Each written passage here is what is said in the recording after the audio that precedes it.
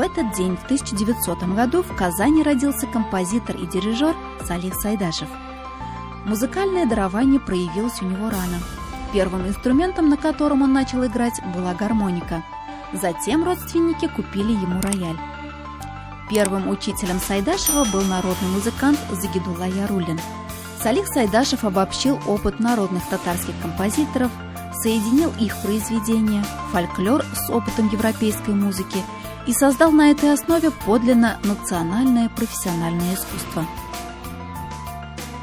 3 декабря 1937 года в Казани в кабинете заместителя наркома внутренних дел ТССР во время допроса якобы от паралича сердца умер Шамиль Усманов. Создатель татарстанского радио, писатель, участник гражданской войны, идейный и пламенный большевик. Сегодня мы расскажем вам о малоизвестных фактах из его жизни. Например, такие. При рождении нашего героя звали Абдулла.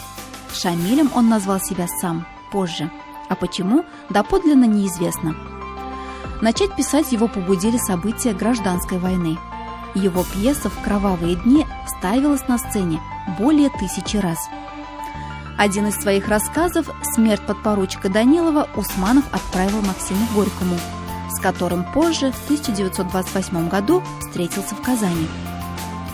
Шамиль Усманов был арестован 8 апреля 1937 года за вымышленную связь с Турцией и Афганистаном.